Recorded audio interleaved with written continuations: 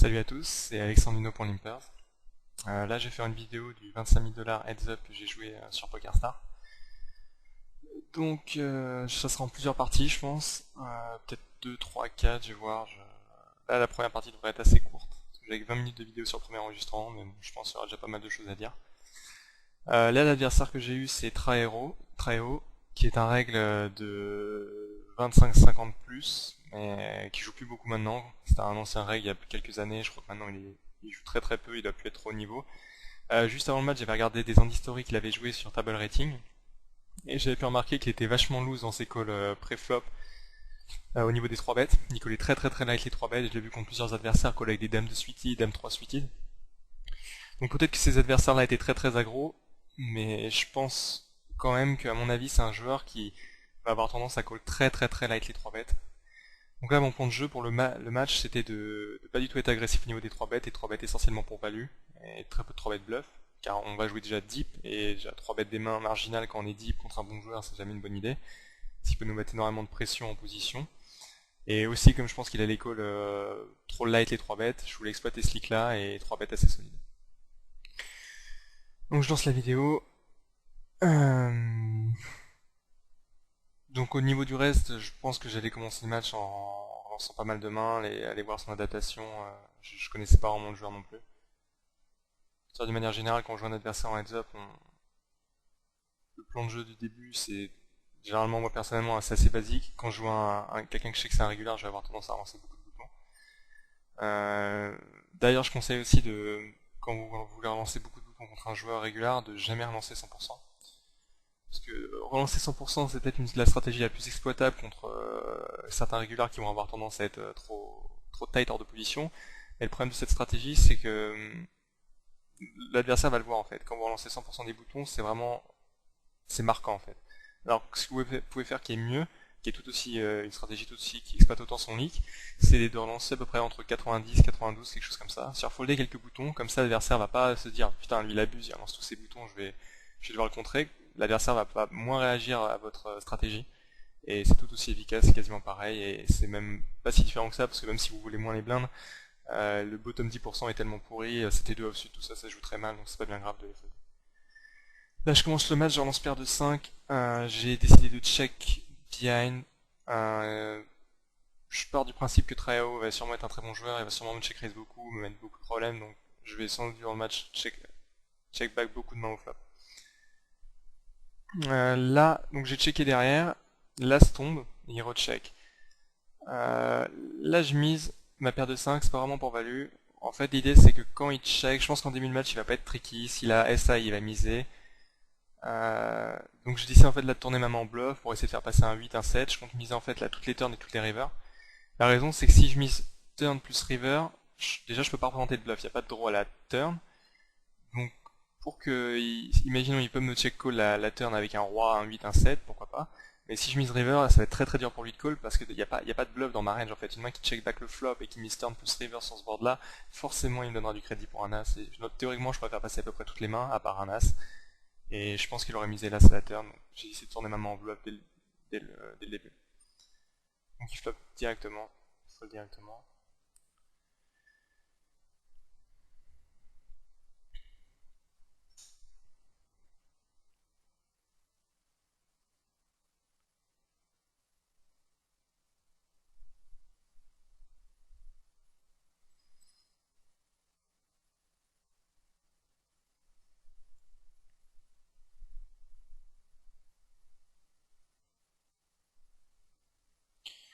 Donc là, ok, il a choisi de faire des sizing, un sizing intéressant pour ses relances pré-flop, il relance à 250. Avec une relance à 250, ça va impliquer que je vais devoir, s'il relance beaucoup de mains, comme il va sûrement le faire à plus de 80% de ses boutons à 250, je devrais avoir une range de call plus loose que si relancé à 300, et pas aussi loose que si relancé à 200. Donc, j'essaie de vous donner une idée à travers les mains que je vais call durant le match, quelle est une bonne range à call quand je relance à 2.5 la grosse main. Là il a checké le flop, j'ai paire de roi, top pair, je mise pour value, on n'a pas encore d'historique, j'ai pas d'intérêt, je pourrais checker, mais pour l'instant j'ai joué straightforward et attaqué, je peux représenter pas mal de draws. Donc je compte la mise turn plus toutes les rivers à peu près. qui est à noter, c'est que très haut de... Donc, ouais, bon là je me fais relancer. J'ai top pair, je vois... C'est dur de folder parce qu'en fait là, c'est possible, c'est un début de match, il peut s'amuser à jouer tricky pour éviter d'avoir des problèmes plus tard quand il check en position et par exemple avoir checké roi 8, roi 7 et relancer la turn. Donc ma main, je suis vraiment obligé de call, il peut aussi avoir un draw 3 et 5. Mais je pense pas sinon qu'il va faire un pur bluff ici, avec air total. Parce qu'en fait, moi mon pseudo Biatch People, il me connaît pas je pense. J'ai très peu joué sur PokerStar, donc je suis un peu un inconnu, je suis français, donc je pense que là dans sa tête, là c'est le début du match, il va me prendre un peu pour un fiche, un peu ou un random, enfin pas un bon joueur, donc à mon avis il va pas tenter de me passer des gros bluffs, comme c'est le début de match et que je suis français et qu'il me connaît pas. Donc je m'attends pas à ce qu'il me bluffe, donc là je call. La river est terrible pour ma main, parce que le seul bluff que je lui mettais, 3 et 5, je pense que ça rentre. Ah oui ça rentre. Je pense pas qu'il aurait bluffé avec As-3, As-5, il aurait juste call, donc là théoriquement il y a quasiment plus de bluff dans sa range, il peut avoir Roi 2, 4 et 2, 10 et 2, beaucoup de mains en value me battent, je bats aucun bluff à part R total et comme j'ai dit je pense pas qu'il aurait pris cette line avec R. Je pense aussi qu'il va lui bet pas un Roi 7, Roi 5 aussi fort, là il met 2300 dans 2900. Donc c'est clairement un fold. Là j'ai timé un peu, j'avais décidé durant le match, comme on avait pas mal de time bank, de prendre mon time régulièrement pour pas essayer de donner de timing tel. Ça c'est un défaut que j'ai, moi j'ai- je pense que je suis un peu lisible sur mes timing tel, donc là j'ai essayé de faire assez gaffe à ça.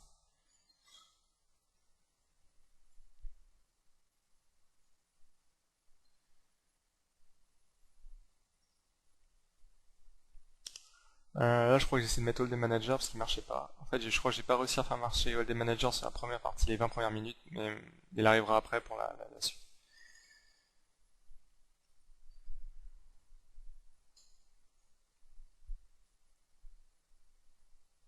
Bon, ma stratégie de relance au bouton, au niveau des sizing, j'ai décidé de faire 3 fois pour l'instant. Je pense que là, je finis ce que je disais. Relancer 3 fois, je pense que c'est quasiment tout le temps l'optimal à 200 blindes deep.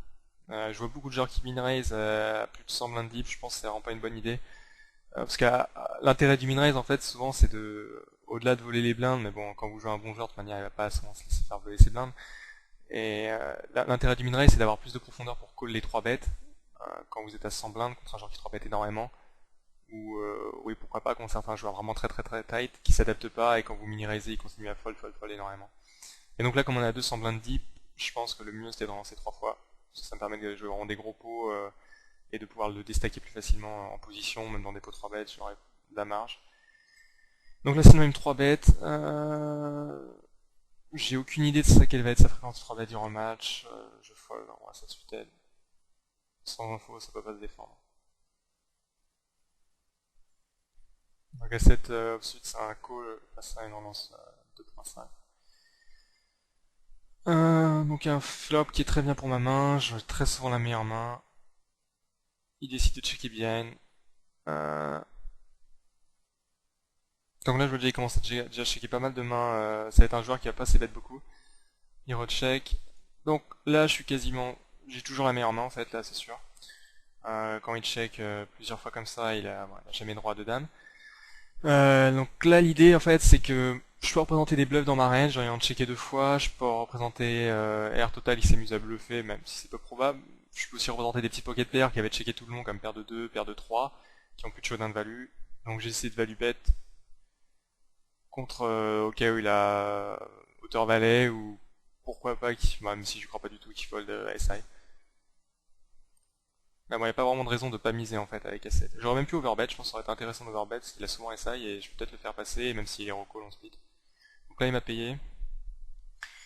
Donc il avait hauteur valet. Donc c'est vraiment pas un joueur agressif apparemment.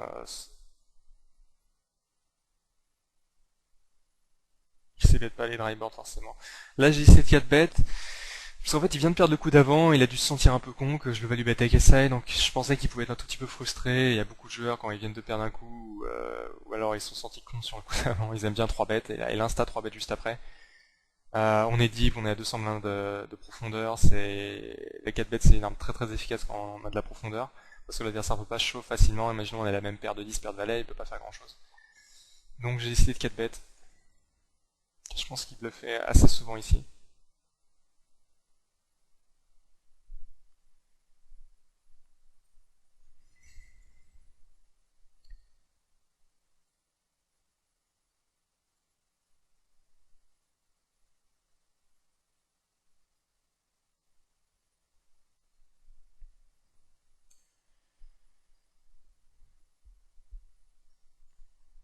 Au niveau du sizing, j'ai fait 2500.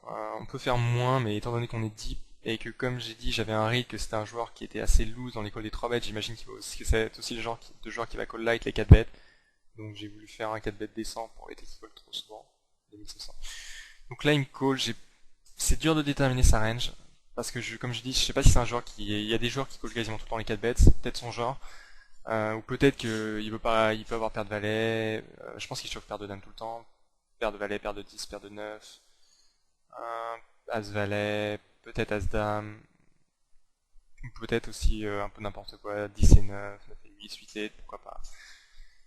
J'ai pas de read sur le joueur pour savoir exactement ce qu'il peut avoir dans sa range. Donc là, c'est quand même un très très bon board. Il y a énormément de ses mains, même ses Broadway, dame valet, roi dame. Roi valet vont devoir passer sur ce board là. Donc je dis c'est bête évidemment. Au niveau du sizing, c'est à noter qu'on n'a pas besoin de faire un gros bet.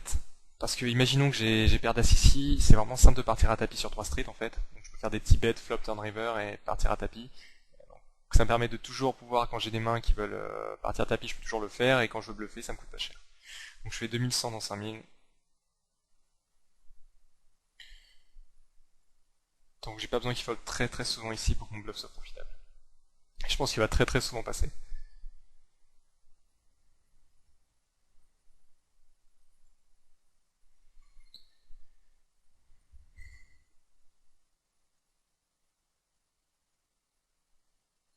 Surtout sur ce board là, j'ai pas vraiment une range si polarisée que ça. Je peux avoir les dames, les rois, les as. Je sais pas s'il pense que je peux 4 bet les valets ici. Je pense que j'aurais juste call les valets.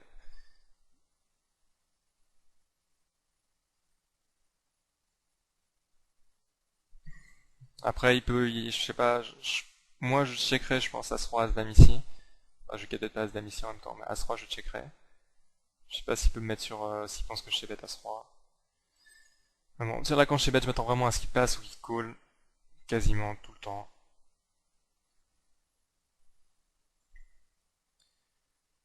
Qui passe surtout très très souvent. C'est les seules mains là qui peuvent avoir qui calleraient, ce serait. Il peut call avec As-Roi, As-Dame, As-Valet, pourquoi pas. Paire de Valet aussi, paire de 9.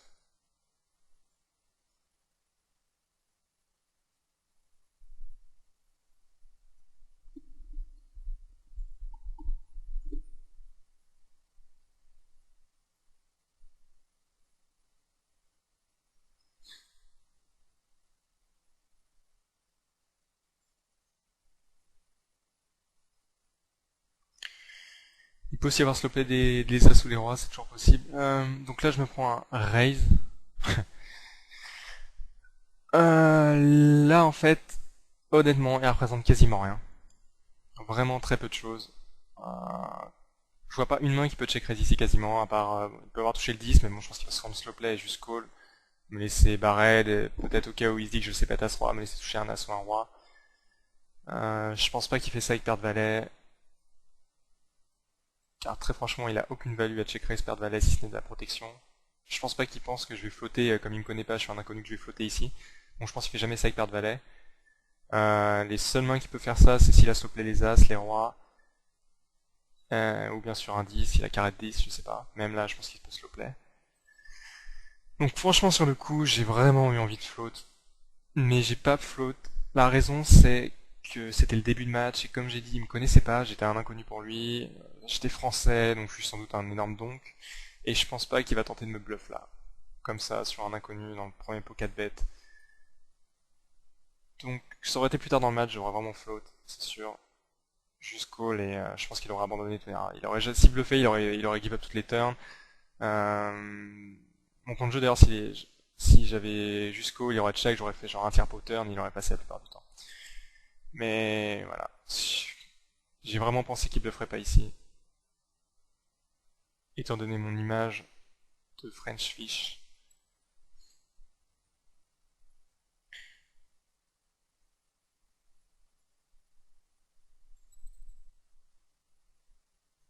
Comme je dis, je pense qu'il colle avec CSI et il peut aussi avoir des rois valets, rois dames et s'amuser à les bluffs comme ça.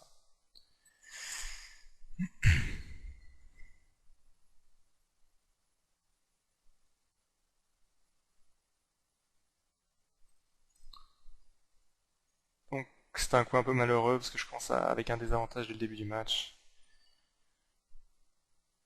Mais bon, c'est une structure deep. J'ai encore 150 blindes. Il y a vraiment de quoi jouer.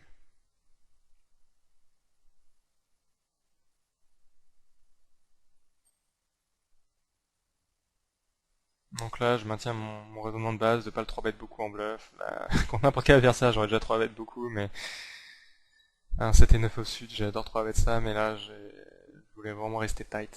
En plus, ce qui est pas une mauvaise chose aussi quand on joue un tournoi comme ça, freeze out, on a intérêt aussi à limiter la variance. Et plus on va 3 bet, plus la variance va augmenter. Et comme je veux maximiser mon edge au maximum et jouer des petits coups, et si le match part dans des 3 bêtes et des 4 bêtes dans tous les sens, la variance va être énorme.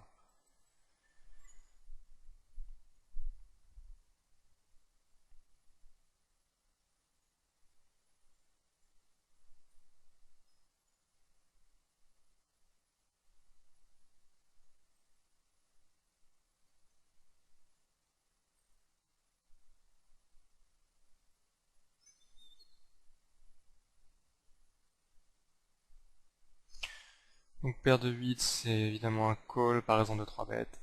Ça joue très mal deep, à 150 bandes de profondeur, dans un peu 3 bêtes. Donc là, le flop est vraiment pas terrible pour ma main, j'ai troisième paire, mais ce qu'il faut surtout revoir ici, franchement contre des très bons joueurs, qui s'ébêtent peu, on peut même folder sur le flop quasiment, si le joueur s'ébête jamais paire de 5, parce qu'en fait c'est un board très drawy, on va très souvent se faire second barrel, énormément, et toutes les mains qui second barrel ont toujours énormément d'equity contre nous, et ça va être très très très dur de voir un showdown. Ici paire de 8, je préfère avoir 5 et 6 ici que paire de 8 quoi. Parce qu'en fait, plus avec paire de 8, j'ai aucun out, je joue 2 outs. S'il aurait misé, bon là j'ai pas suffisamment de reach, j'aurais call, mais contre un joueur comme ce qu'il a l'air d'être, un joueur qui s'ébête très peu et que quand il s'ébête sur ce genre de board, il a forcément top pair, second pair, top kicker ou des gros draws qui ont une equity énorme contre moi, folder le flop est pas horrible. La turn est un as qui est une mauvaise carte pour ma range, car il peut checker assez souvent SI sur ce board, 3 high. Donc là il mise 300 dans 500, c'est assez close entre un call et un fold, je pense. Parce qu'il peut, s'il a checké King High, il peut s'amuser peut-être à... Quoi que j'en sais rien en fait, ça dépend du joueur. Si c'est un joueur qui check back jamais R ici, c'est clairement un fold. Mais s'il check back pas mal R, ce qui pas mal de joueurs font sur les boards, sur ce genre de board, c'est plus un call, mais en même temps il doit être suffisamment bon et il va souvent me second barrel. Bon, je pense que ça reste close.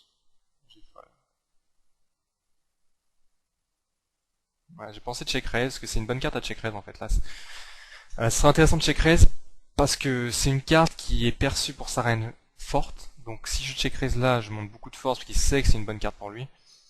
Et en plus, avec cette carte là, je peux représenter pas mal de combos de value. Je peux remonter As-5, As-9. Bon, bien sûr, paire de 5, Dame-9. Pourquoi pas As-Dame si je laisse le plier pré-flop. Donc il y a beaucoup de mains dans ma range qui pourraient check raise cette turn.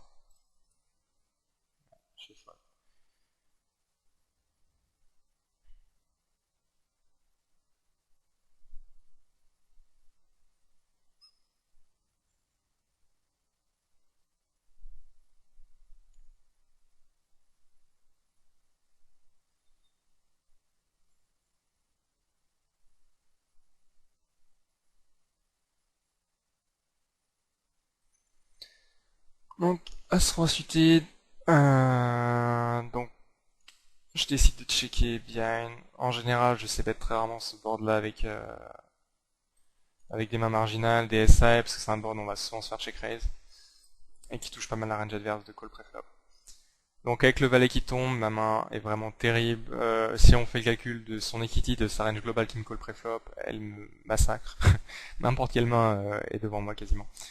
Donc c'est vraiment un easy fold.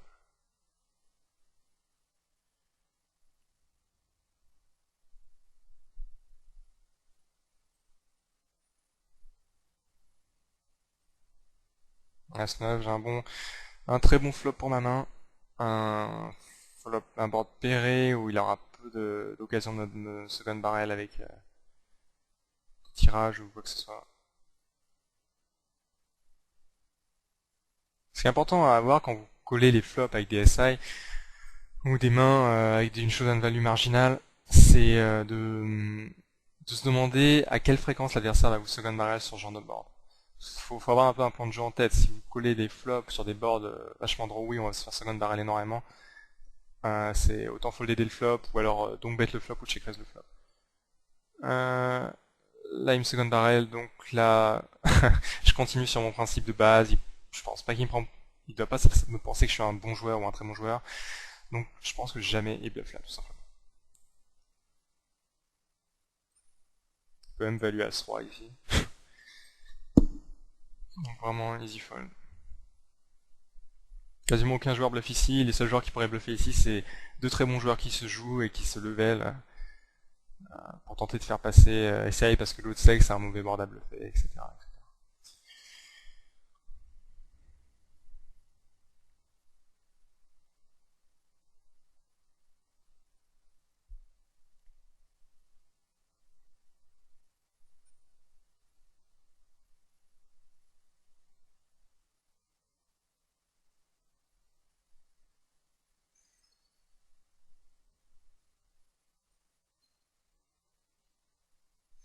Donc là pour le moment, donc j'ai pas les stats de Hold'em Manager, mais bon ça se voit tout de suite, il est quand même très tight, hors de position. Ce qui m'étonne pas, toujours pour la même raison, je pense qu'il a dû partir du principe que j'étais un mauvais joueur et qu'il a dû décider de jouer ABC solide. Donc j'ai intérêt à lancer beaucoup de boutons, 90% des boutons à peu près. Là, c'est en vertu de ce que j'ai dit tout à l'heure, quand je disais que check call avec de la showdown value marginale sur des boards où on peut souvent se faire second barrel, c'est pas une bonne idée. Voilà, la paire de 2 sur un board pairé, sur ce board-là, c'est vraiment horrible. Déjà, il y a énormément de mains qui font second barrel, contre qui je pourrais même pas call parce qu'ils ont une equity énorme, même 9 et 10 ici, dame 9, ça joue le dame, le 9, le 10. Ils ont énormément d'out contre moi. Il a même les outs si le board pair, c'est le 8 double. J'ai même plus de main. C'est vraiment impossible de call. Encore plus car c'est un joueur qui sait bet peu de mains. C'est pas un joueur qui va s'ébet 100% de sa range et qui a 100% de ses boutons. C'est vraiment pas un problème de folle.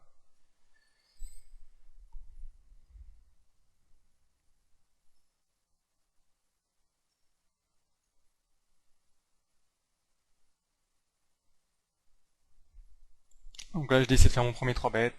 J'ai pas 3 bet une seule fois, donc même si je suis parti du principe qu'il allait me call assez loose, je peux quand même garder un minimum, une fréquence minimale de 3 bets pour pas que ça soit ridicule non plus et que je 3 bet 5% des mains. Mon idée c'était de garder une fréquence de 3 bets entre 10 et 15%, pas plus. Avec pas plus de 4% de 3 bets bluff.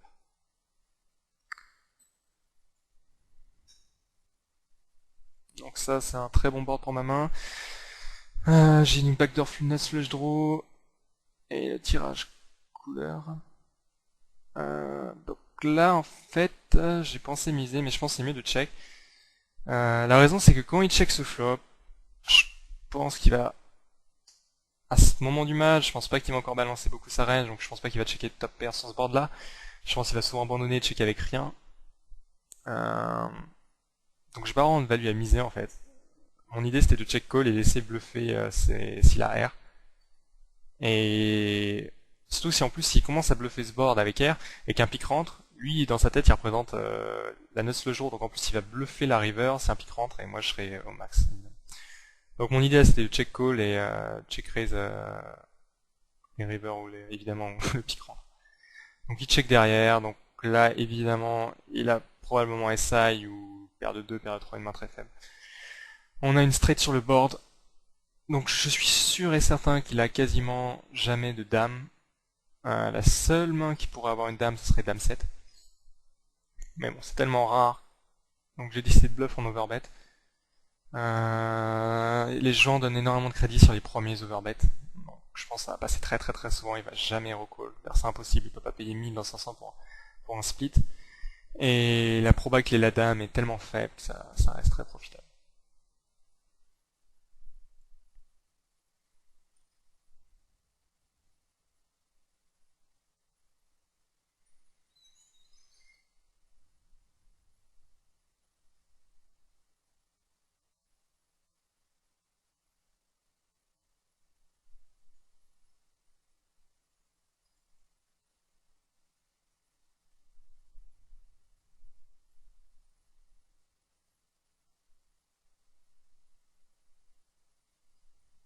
Donc sa fréquence de 3 bêtes est aussi très faible, ça j'étais assez étonné de ça, 3 bêtes est très très peu. Car si moi j'avais une raison à la base pour pas 3 bêtes beaucoup, surtout là avec les stack size qui ont diminué, je suis plus qu'à 130 blindes, 140 blindes deep. En général, la plupart des joueurs de... Et d'ailleurs, il a un style particulier, la plupart des joueurs de high stake aujourd'hui ont un peu le même style, min-raise tous les boutons, 3 bêtes énormément, et lui il n'était pas du tout dans ce style-là.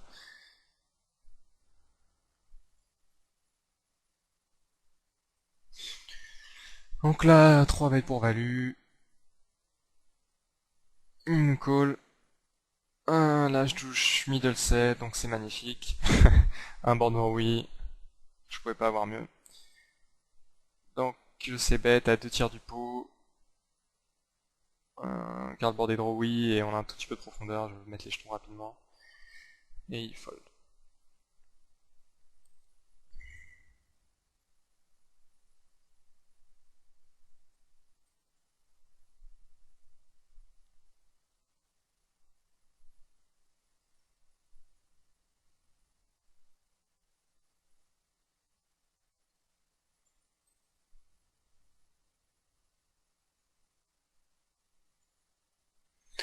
Pas d'action pour les as.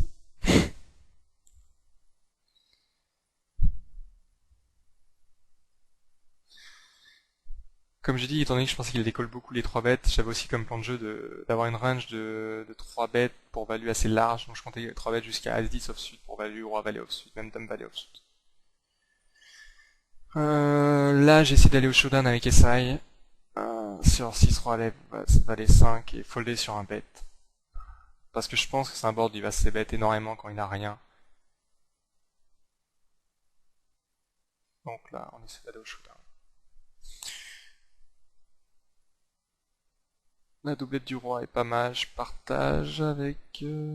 Ah non, je partage pas avec pas mal d'as. Donc là, il avait... Là, je suis étonné qu'il... Je m'attendais vraiment à ce qu'il ait SI. Il avait 10 et 2. Non, il est vraiment pas agressif au niveau des sizing.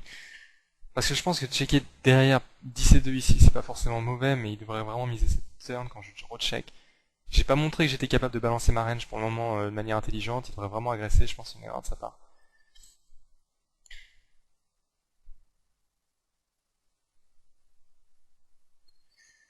Donc c'est vraiment pas un joueur qui semble agressif, il semble assez passif. Pré-flop il est passif, post-flop il agresse pas beaucoup. Parce en fait la stratégie de checker bien beaucoup de flops est une excellente stratégie, mais il a pas l'air de l'utiliser de manière bien en fait. Il a l'air plutôt d'utiliser comme de la mauvaise façon, c'est-à-dire il va checker des mauvaises mains, mais il va pas essayer de les bluffer après. Enfin, après c'était peut-être juste une main, je me rappelle plus exactement comment il a joué ses autres mains, mais déjà c'est étonnant de voir ça. Donc là, évidemment, un call. On peut noter qu'il fait des c-bets assez petits, 300 dans 500. Donc j'ai pas intérêt à fold beaucoup sur les c-bets et sinon ça lui donne un bon ratio pour bluff. Là, j'ai pas décidé de miser la river. La raison, c'est que en fait, là encore, j'ai pas montré que j'étais capable de faire des moves créatifs et si je mise la river, en fait, je peux pas représenter de bluff. Quand je check call As 8-3, je mise jamais mon 8, donc les seules mains que je vais miser c'est un As ou un 3, l'As il mise tout le temps turn, donc il a jamais d'As. En gros la seule main qui pourrait me payer ce sera un 3, mais autant le laisser miser et essayer de le check raise. Et aussi, autant essayer de le bluffer, s'il va jamais me recoller quoi que ce soit ici en fait, donc j'ai aucun intérêt, ma range perçue est beaucoup trop forte quand je mise la river. Donc j'ai voulu checker pour le laisser bluffer et check raise s'il avait un 3. Et il a pas tenté de bluffer, Ou peut-être il avait une showdown value marginale, paire de 6. Bah, par exemple, paire de 6, si je mise la river, il fold tout le temps. Donc, tant que j'ai pas, je vais pas montrer que en fait, sur ce genre de board, là, juste avant, là, je vais revenir. Voilà. Sur ce genre de board, j'ai justement utilisé ce que j'ai dit contre un bon joueur. C'est que souvent, par exemple, ici, si j'ai 10 et 7, par exemple, je peux check call le flop A8 3 rainbow. Parce que justement, c'est un board où déjà les gens vont jamais vous second barrel. C'est vraiment pas un bon board à second barrel. Donc ça va être très très rare. Donc souvent, ça va check la turn. Et river, vous allez pouvoir miser très très souvent parce que votre range semble extrêmement forte. Et l'adversaire ne peut jamais, quasiment jamais call à part s'il a checké la turn avec As-2. Mais bon, c'est très très rare et c'est souvent un très bon spot pour bluff. Et surtout, au pire, si vous faites catcher une fois, après vous aurez pourrez value BT durant tout le match, parce que l'adversaire sait que vous êtes capable de faire du floating inversé avec air total sur un board drive.